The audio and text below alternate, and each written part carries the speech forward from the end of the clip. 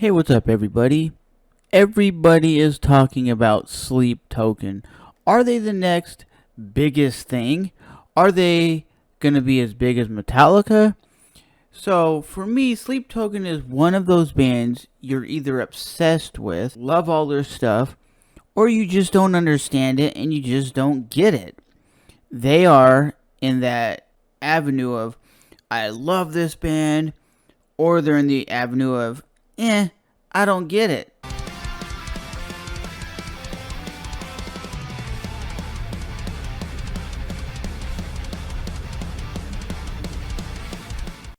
So Metal Hammer says that Sleep Tokens Take Me Back to Eden is the biggest streamed metal album on Spotify, outdoing the likes of Metallica and any other band. So this makes him the biggest band of 2023.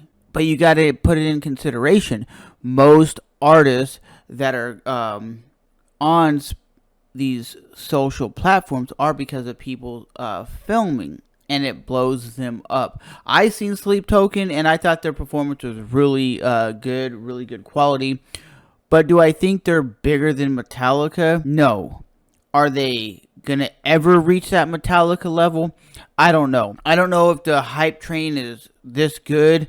Because who was talking about Sleep Token in 2016 when they released their EP 1? Me personally, I never even heard of them until last year when everybody from YouTubers were reacting to their music. Everybody was saying, we gotta see Sleep Token at these festivals. They are this unique band. They're one of those bands you're either obsessed with, you either like their stuff, or you just don't understand their stuff. And that is the truth. They are one of those bands that are going to be really big. Because look at it this way. Nobody thought Linkin Park when they first came out was going to be as legendary as Linkin Park is today. They're one of those bands that people go, yeah, Linkin Park is one of the best bands of all time. Linkin Park's Chester Bennington is one of the best singers of the last 30 years. He's up there with Freddie Mercury. And I definitely think the singer of the band Sleep Token is in that weird perspective that you either love his voice, you just don't like his voice. And I believe if he was a solo pop artist, he would definitely be getting a lot of attention too. Because if you look at what Sleep Token is doing, they're very unique, very different, and I wouldn't necessarily consider them just heavy and aggressive, right? Because they do have a heavy sound to it, but it's not super heavy. It's almost like a new metal tone. It's almost like they're reinventing the wheel, kind of like what Korn did in 1994 when they came out. Oh, are you ready? And people they never heard anything like that when Korn first released their first album. But I gotta say this. If you think they're the biggest band beating out Metallica, you got to realize the people that are listening to them on Spotify, the 3.1 million listeners that they have, is probably more younger kids, probably the younger generation. I don't think a lot of 40s, 50-year-olds, 60-year-olds are really streaming stuff because a lot of Metallica's fan base, because they say they got more streams than Metallica. It's just that the Metallica fan base is older people, and mostly older people still buy physical media or they buy the album on iTunes. They still support artists by buying the album through platforms like Google Music or Apple Music, and they're not just streaming it. There's a big difference between streaming music, purchasing music, and you still see what Metallica's doing, selling out the biggest arenas, touring with Pantera, touring with the biggest artists, and playing the biggest shows in the world. So would you guys think that Sleep Token is going to be the next big thing?